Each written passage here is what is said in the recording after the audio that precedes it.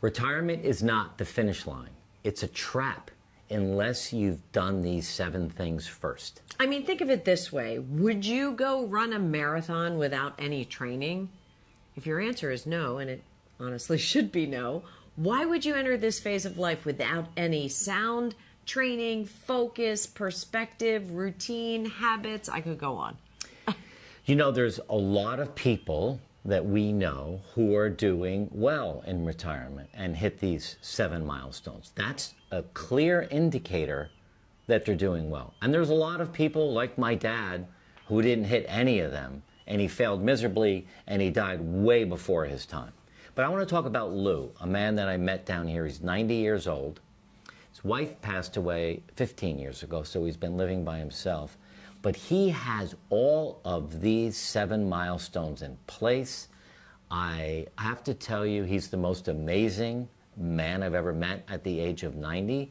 I hope I can bring him on for an interview at some point in the near future. He's a little camera shy, but he's fit, he's exercises, he plays golf 3 days a week, he naps every day, he eats right, he studies the Bible, he doesn't drink except Sundays.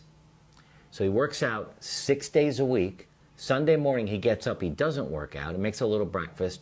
He cooks himself a meal of pasta and sauce. He has 1 glass of wine on Sunday and 1 cigar.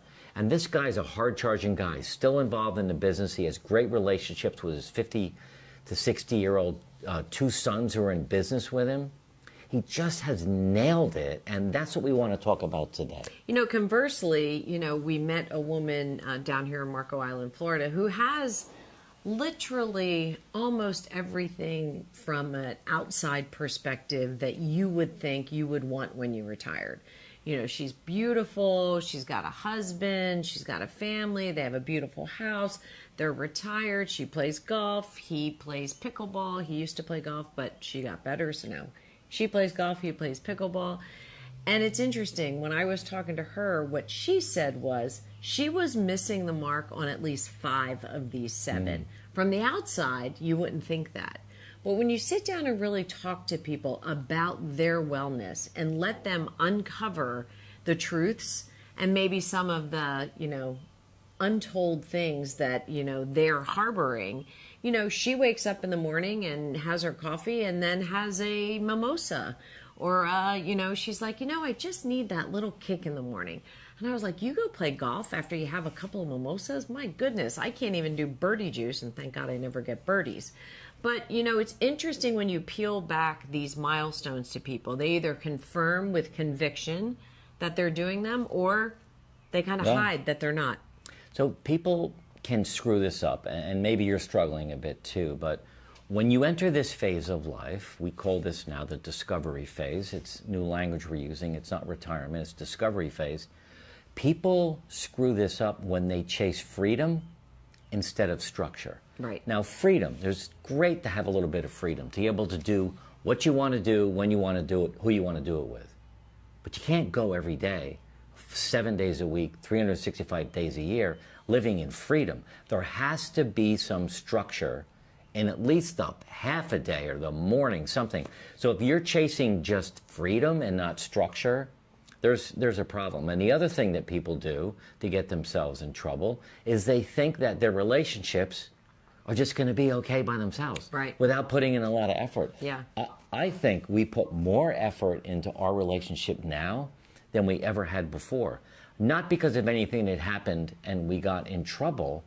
It's just that it's fun and exciting to fall in love again, to be Jody's number one, to learn and to grow and to do our Bible study and our physical fitness and our nutritional stuff, to do things together. We work hard on our relationship. We do, and it's it's exhausting sometimes to work hard on your relationship, right, especially when you're with that person, right, 24 hours a day, 7 days a week. The little things that used to happen that you could overlook are now suddenly magnified. And we spend a lot of time working on responding versus reacting. Mm-hmm. I work a lot on my nonverbal communication because I tend to be an eye roller. Mm-hmm. And a shrugger. And a shrugger. And use your hands. Wait, what? Yeah, you are, Jody is the best nonverbal communicator that you've ever met. Look at some of the old videos. But the other thing people do is, all of us have been trained since we started our first job to really focus on our finances. And, I think it's more important to have your finances in place, but focus on your fulfillment.